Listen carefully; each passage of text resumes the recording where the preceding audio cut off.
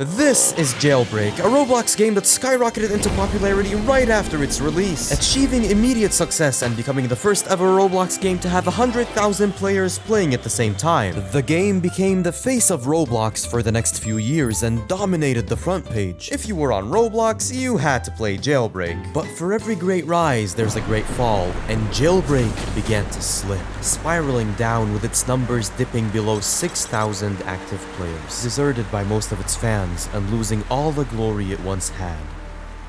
What went wrong, and why couldn't it hold on to the crown? I'm Victor, and this is the rise and fall of Roblox Jailbreak.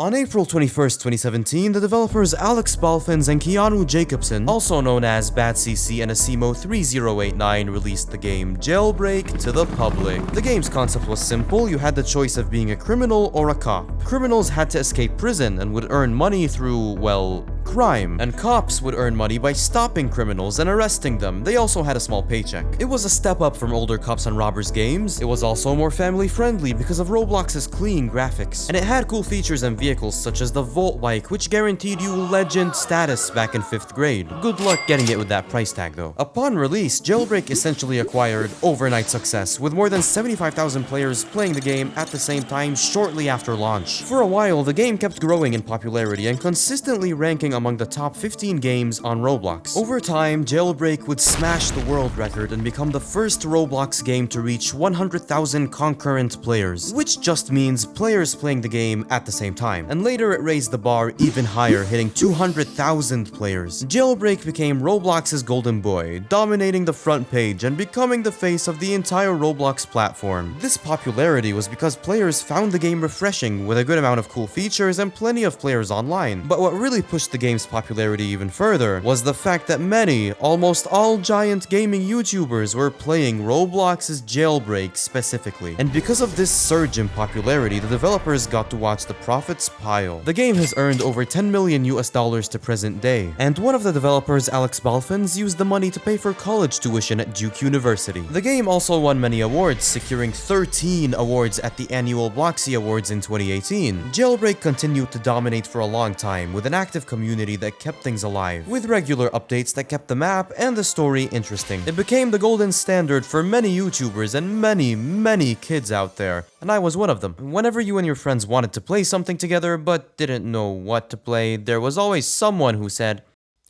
"Hey, how about Jailbreak? Yeah, Jailbreak, I like Jailbreak. yes, yeah." Great idea.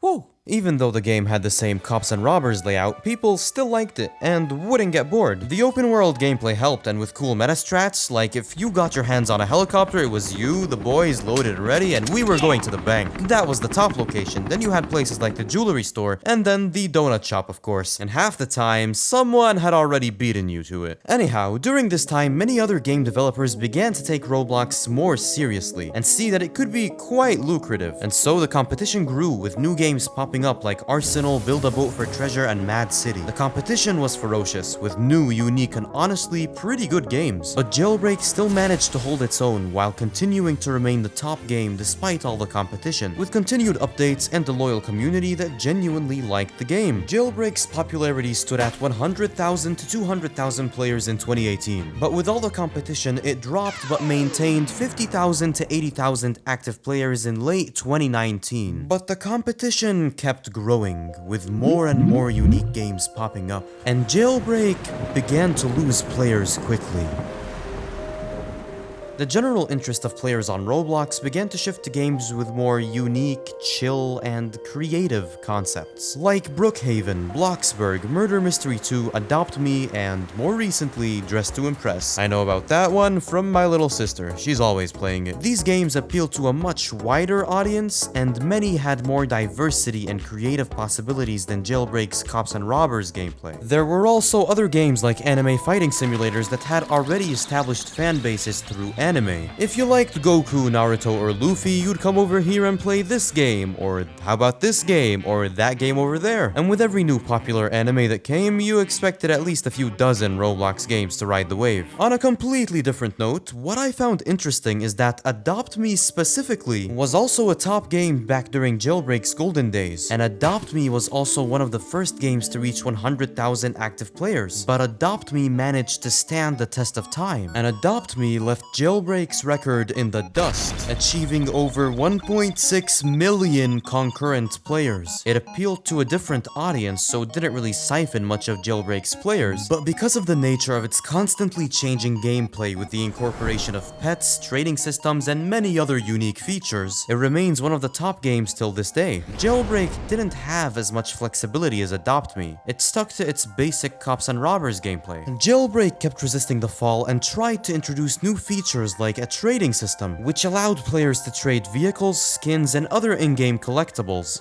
This was clearly inspired by Adopt Me's trading system, which had been a massive success for Adopt Me, but Jailbreak, well, the numbers didn't really change. As newer games took over, Jailbreak was pushed down. People did like its gameplay, but now with less streamers and YouTubers playing the game, it started to seem kind of repetitive and almost boring to many players. Without internet hype, a game with a simple but nice concept like Jailbreak had a hard time staying afloat. Yes, they put out updates, but updates mainly focused on vehicles and features aside from the actual game, which stayed the same for the most part. Even under the pandemic, with way more people on the internet than ever, Jailbreak still declined, reaching an average of 30,000 to 50,000 players during 2020 and 2021. All this time, it was trying to resist with new updates, but other games were advancing way faster with newer concepts like UGCs, which are basically Roblox item shop cosmetics that you could unlock in-game for free if you played for like 10,000 hours, and then you could wear them anywhere, and players really liked that. Jailbreak kept getting left behind, reaching an even lower average of 10,000 to 20,000 players in 2022, and in 2023 the lowest ever player count for Jailbreak was recorded, dipping below 6,000 players. This became Jailbreak's reality. It fell off in a market that was constantly expanding. More people than ever had joined Roblox compared to the player base back in 2017, and there was way more opportunity for developers, well, opportunity for some, less for others, and today,